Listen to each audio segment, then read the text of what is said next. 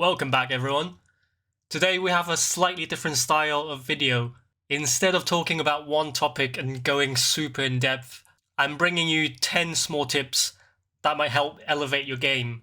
Tips you may or may not know already, but I really think some of them will be super useful for you. So sit tight and enjoy.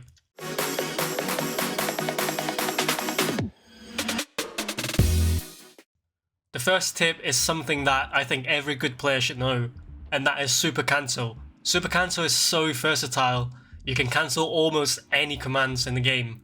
Just can't cancel the lag unfortunately. But it can cancel passes, cancel predetermined running paths, and even cancel locking onto the ball. To trigger super cancel, all you need to do is to press R1 and R2 at the same time. Most of the time you only need to press the button combo once, but in some applications like running, you'll need to hold the two buttons for a bit longer. Super cancel is now also available on mobile. That's absolutely super. Anyway, let me show you a few applications for super cancel. The first is to cancel passes. Here I wanted to pass to Modric, but I noticed my opponent is trying to intercept the ball, so I cancelled the pass and now I can pass to Modric. Or you can cancel shots, like here. Goulet's touch here is quite horrible, which gave the defender more time to move closer and block the shot. So I cancelled the shot and gave myself more space to shoot. Those are the basics anyway. You can also use super cancel as a feint, baiting your opponent into thinking you're doing one thing, but then you do the other. Sometimes when you're receiving a pass, the player will run towards the ball automatically without any inputs. Here I realized that Saka is not going to have enough time to get to the ball and win the header, so I used super cancel instead to try to anticipate the header. Super cancel also ties into my next tip, which is winning headers. Winning headers is all about positioning. The player in front and closer to the ball is more likely to win the header, but do you often find yourself glued behind your opponent's back and cannot win any headers? Well, guess what? Super cancel can solve that problem. During a goal kick or a free kick, or even just a long ball, you can hold super cancel to get in front of your opponent, which will significantly increase your chances of winning the aerial duel. I've got two quick examples for you guys here. My opponent has a goal kick, and I've switched to one of my CBs here to anticipate the long pass. Then I'm holding super cancel to try to get in front of the target player. Or this one here when my opponent kicks the ball long to the CF. Again, holding super cancel to get in front. Once you get into this position, 9 out of 10 times you're winning that header. Even if you don't win the header cleanly, most of the time you can still stop the ball from going to the target player. Did you know you could control your backline with a D-pad? This is something that I don't see a lot of people do. I've made a video on how to use this to make an offside trap, but there are more applications to this than just doing offside traps. First of all, in order to do this, you just need to hold or double tap the left or right D-pad button, depending on which way you want your backline to go. If you want your backline to sit a bit lower, then you can move your backline down. If you want to limit the space of play for your opponents, then you can move your backline up. Another application of this is actually during goal kicks or free kicks, and this relates to my last tip on winning headers. During goal kicks or free kicks, your defenders are normally behind the opposition attackers. If you move your line up, all your defenders are suddenly in front of the attackers. By the way, there's no offside from goal kicks, so don't turn off thinking you've caught your opponent's offside. But remember what I said about winning headers? Now that all your defenders are in front, it makes it much easier to stay in front of the attacker and win the header.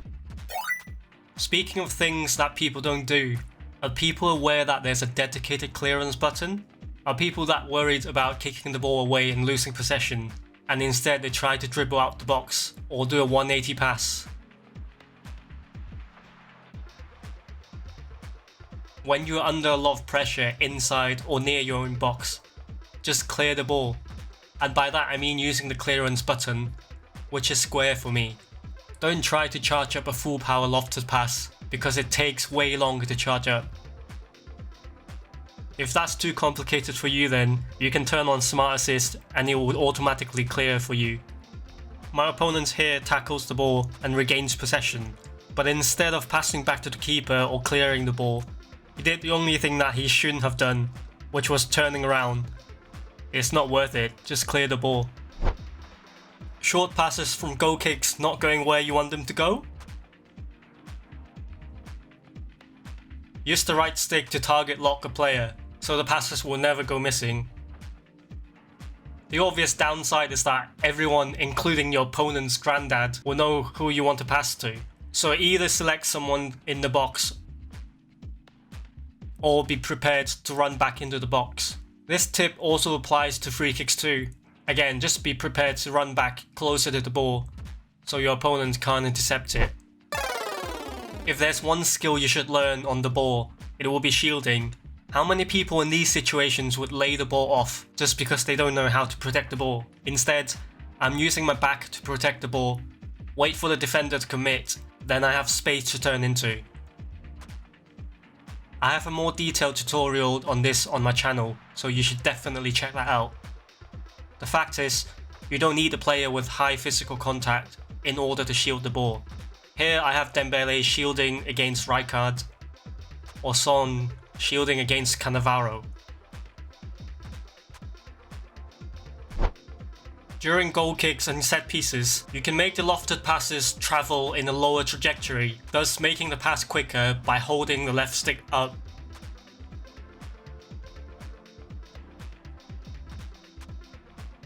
Just have a look at the difference between the two.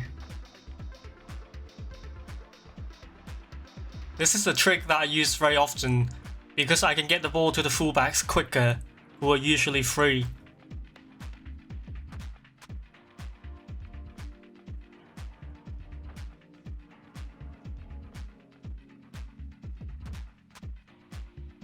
Like I said, you can also do this for free kicks as well. Don't sprint too much. A lot of people hold the sprint button at all times like their lives depend on it. This applies to both attack and defense. When you defend by just sprinting at your opponent, it's actually quite easy to evade. When you sprint on the ball, you actually have less control of the ball because you are technically kicking the ball further away. Thus, it takes more time to perform a command, be it change in direction or pass or shoot. It often also makes the pass or shot less accurate. So only sprint when there's a lot of space, or tap sprint to change direction. Take a look at this play where I barely used sprint.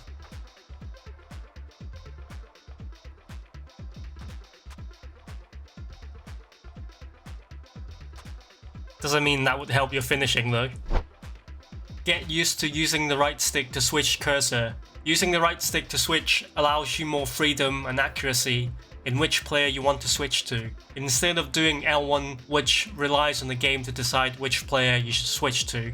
I'm not saying one is better than the other. I don't think I've mastered using only right stick to switch, so I use both, but right stick switch does come in handy very often. For this, I'm also using player-oriented switching. Take a look at this example.